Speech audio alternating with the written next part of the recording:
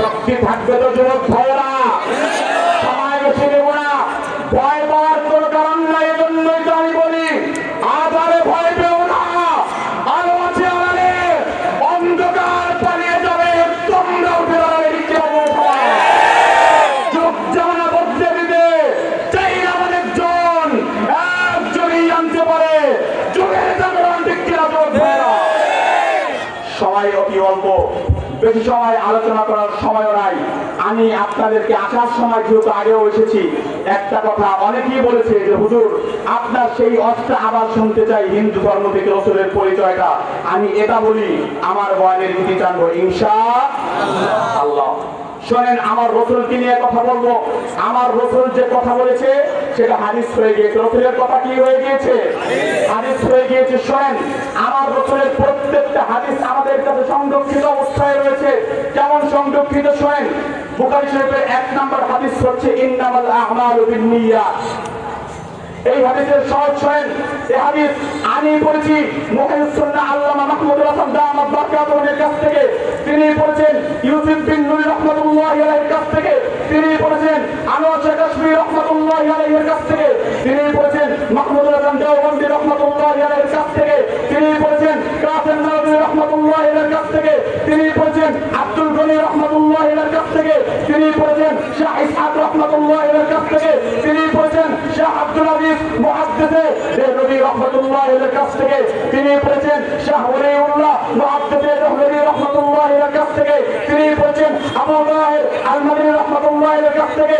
তিনি পড়েছেন ইব্রাহিম আল কুরদি রাহমাতুল্লাহি আলাইহির কাছ থেকে।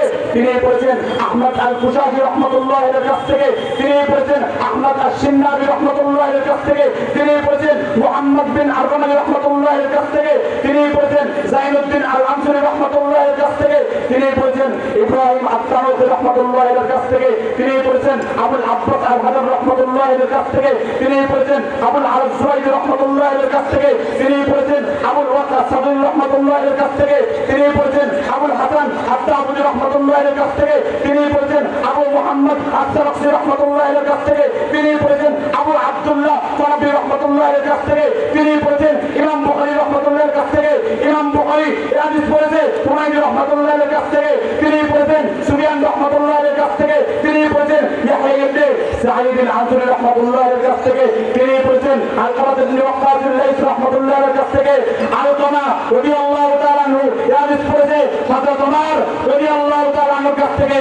হযরত ওমর এই হাদিস পড়েছে হযরত মুহাম্মদ সাল্লাল্লাহু আলাইহি ওয়াসাল্লামের কাছ থেকে।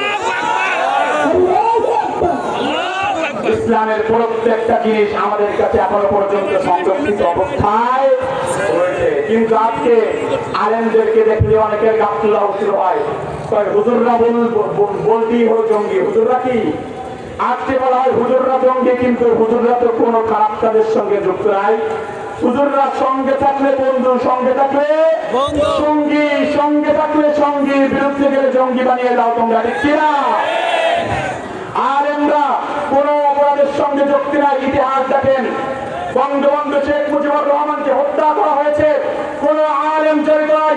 জিয়াউর রহমানকে হত্যা করা হয়েছে, কোন আলেম জড়িত নাই। নারায়ণগঞ্জে 7 মার্ডার হয়েছে, কোন আলেম জড়িত নাই।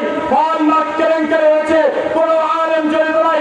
শেয়ার বাজার দুর্নীতি হয়েছে, কোন আলেম জড়িত নাই। পিলখানায় বিডিআর বিদ্রোহ হয়েছে, কোন আলেম জড়িত নাই। শেয়ার বাজার দুর্নীতি হয়েছে, কোন আলেম জড়িত নাই।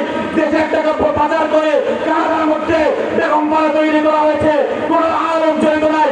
এরপরে যারা আলেমদেরকে জঙ্গি বলবে, বুঝতে হবে ওরা পিতৃ পরিচয়হীন, যার সন্তান ঠিক আলেমদের পক্ষে থাকতে পারবেন তো মুসলমান? তারা পারবো, তাদেরকে দেখা। বিরক্ত হয়ে গেছেন নাকি ভাইরা?